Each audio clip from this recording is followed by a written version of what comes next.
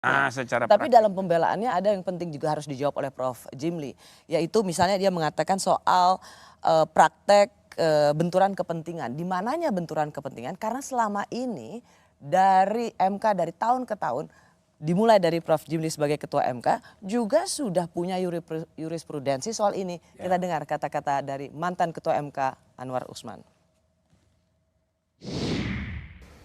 Terkait dengan isu konflik kepentingan, konflik of interest.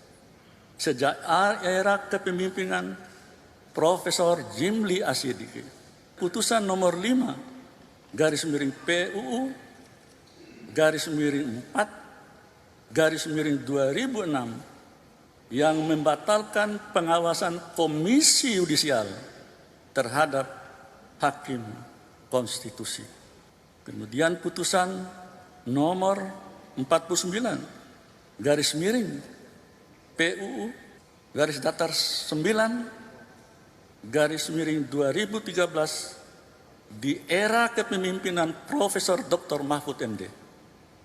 Kemudian putusan nomor 1 garis datar 2 garis miring PUU garis datar 12 garis miring 2014 yang membatalkan Perpu Mahkamah Konstitusi di era kepemimpinan Bapak Hamdan Zulfa.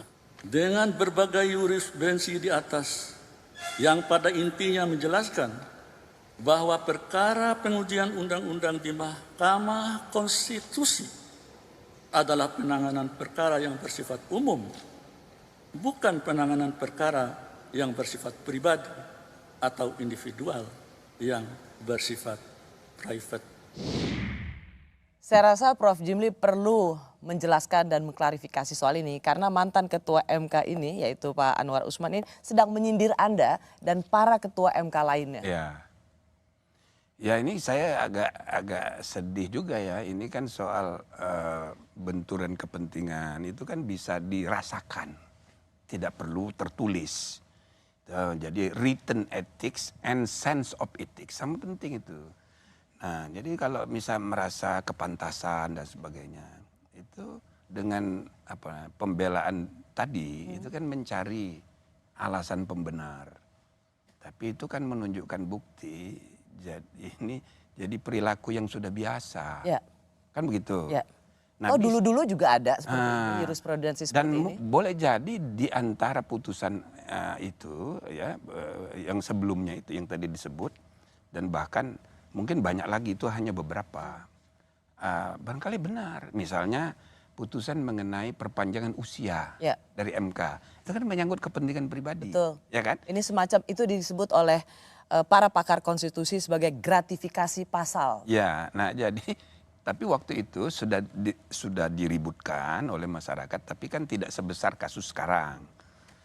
Artinya ini sudah jadi kebiasaan yang dibiarkan. Maka itulah dalam salah satu putusan MK itu teguran kolektif terhadap 9-9-nya. Ya, itu satu hal Prof, maaf Ya. Prof. Tetapi kan ia juga menyebut nama Prof. Jimli. Jadi sejak MK ini didirikan oleh ketua MK yang pertama, benturan kepentingan itu juga ada. Kalau misalnya kita lihat contoh soal yang disebutkan oleh mantan ketua MK ini, soal KY. Bagaimana putusan Prof. Jimli itu menghapus kewenangan Komisi Yudisial di Mahkamah Konstitusi. Nah itu kan juga tentang diri sendiri atau tentang institusi MK.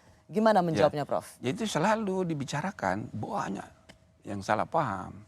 Harus dibedakan kepentingan institusi bernegara dengan kepentingan pribadi. Yang kita bicarakan konflik kepentingan itu adalah pribadi, bukan institusi. Misalnya kami membatalkan pasal 50 Undang-Undang MK, undang-undang sendiri. Yang membatasi undang-undang yang boleh diuji oleh MK, undang-undang sesudah tahun 99. Ya. Nah itu kita batalkan. Oke. Lalu orang mengatakan, waduh ini MK membuat meningkatkan kekuasaan untuk diri sendiri. Iya institusi, tapi bukan pribadi. Oke. Nah, Tapi saya sama. Ya, saya mau masuk juga logika pembelaan dari seorang Anwar Usman. Dia bilang begini, loh kalaupun ia ikut menentukan putusan soal batas usia capres-cawapres, itu bukan untuk dirinya sendiri. Ada paslon lain yang bukan dirinya. Jadi dia juga melihat, loh Kan ini bukan saya yang menikmati keuntungan.